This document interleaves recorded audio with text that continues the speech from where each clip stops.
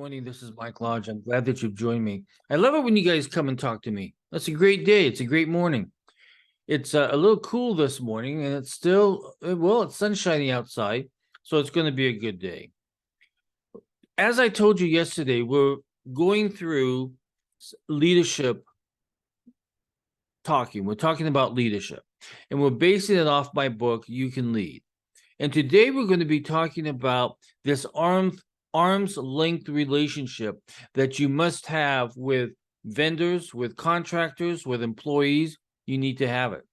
And one of them is that leaders of organizations must maintain an arm's length relationship with clients and vendors to ensure that their decisions are made in the best interest of the organization and not unduly, and this is a touchy situation, but it's not unduly influenced by external parties. You've got to have that independence. You have to have that arm's length relationship. An arm's length relationship means maintaining a professional distance with clients and vendors. It involves avoiding any conflicts of interest, ensuring that all interactions are transparent and ethical, and making decisions based on what is best for the organization rather than the personal gain of the external pressures of these people that are trying to get to you. A lot of times you are manipulated by not obeying the arm's length relationship, and these guys and gals, they come in and they manipulate you. They make you think as if that you're the best friend ever, but they're after you. They're after you. There are several reasons why leaders must maintain an arm's length relationship. Firstly, it helps to build trust and credibility with stakeholders, the people around you, management, vendors, contractors. Firstly, it helps to build trust and credibility with stakeholders. When clients and vendors know that a leader is making decisions based on what is best for the organization rather than the personal gain, they are more likely to trust and respect the leader. This can lead to stronger and more fruitful business relationships inside the company and also outside the company. Secondly, maintaining an arm's length relationship can help to prevent conflicts of interest. If a leader becomes too close to a client or vendor, they may be tempted to make decisions that benefit that party rather than the organization. This can lead to ethical concerns and potential legal issues. We're always thinking about this conflict of interest because it's so important. I have seen it go wrong not every single time, and so many times that I've had to come in as a mediator or as a business advisor, and I see that we have an unbalanced relationship where the vendor is getting much more than what the organization or the corporation is getting. Thirdly, maintaining an arm's length relationship can help to ensure that decisions are based on objective criteria rather than personal relationships. Personal relationships with vendors and internally can go really wrong, because now that you're this friendship, you're in this buddy friendship, it's very easy to make bad business decisions. Not only bad for the company, but also bad for you, because now you have a conflict of interest. And if you're in business, or if you're in management, if you're in leadership, or even if you're just a plain old employee, avoid conflict of interest at all costs. So to maintain an arm's length relationship, that's a difficult one, because you want to be a good guy, right? You want to go in and you want to make them like you because you think that you're going to get a better deal. Very seldom works that way. You have to be able to have independence, objectivity, and to be able to make decisions based upon what you're listening to and the quality of the product or service. Once you become a buddy, sometimes that goes to the wayside. and it's not good. So you have to establish these boundaries. And I'm a really advocate for boundaries, because sometimes we cross those boundaries and we can't come back. And you have to have this ethical work approach that you have these boundaries and you're not going to cross them.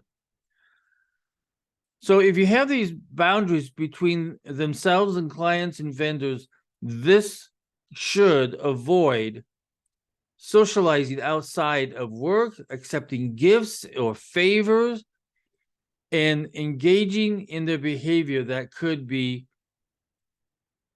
observed as favoritism. Now, this is really a tough part, because a lot of marketing people love to give gifts. Oh, really nice gifts of, I mean, listen, I have taken them also. But it didn't affect me, because I was doing one specific thing and I didn't have to worry about how they felt about it. All I had to do is make sure that the tax return was prepared correctly. And if they wanted to give me a bottle of wine, fine. But a lot of times in corporate organizations, you are tempted. You're getting football tickets, you're getting baseball tickets, you're getting tickets to shows, you're getting dinners out, you're getting weekend vacations. They're throwing it at you because they know that you're going to be a multi-million-dollar client and they want you. So they tempt you. They tempt you with all this stuff. You have to have some boundaries. And sometimes it's okay if it's a bottle of wine to take it, it's fine. But it doesn't mean that you have a clad relationship where you can't make a decision and go with somebody else at any given time based on the quality and pricing and everything else. You have to, I tell you, I talk to leaders all the time where they think they have to be this really nice guy, and that you have to go out there and schmooze, is what they call it. Schmooze. Let's go out and schmooze. The problem is you're bending the arm's length relationship situation a lot if you keep doing that, because now they may come to you and say, listen, we've done all this stuff for you. You know, look at what we've done. You got to do business with us. You just gotta. And so now you have gone over the boundary line. And once you go over that boundary line, sometimes it's very difficult to come back. I have seen so many executives where they are flying all over the place because these guys want the deal. You need to appear that you can make that independent decision.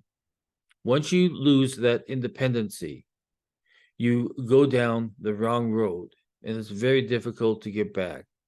And pretty soon you're not worried about what the company's benefits are going to be. All that you're concerned about is what you're getting out of it. It's that, it's that me generation, me. What am me? What am me? What am I going to get out of it? Well, you're employed by a company, you're employed by a business, and you may even own that business. Your number one objective is always the decision-making process that's going to benefit that business, not you.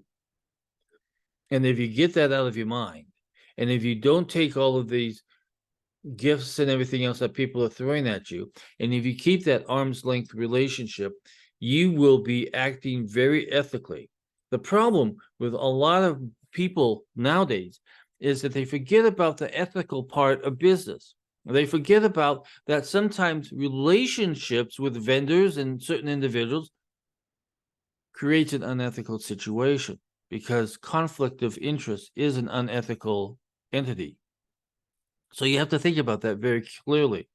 I talk about this so often with leaders because sometimes we forget that we are an executive, we are leading.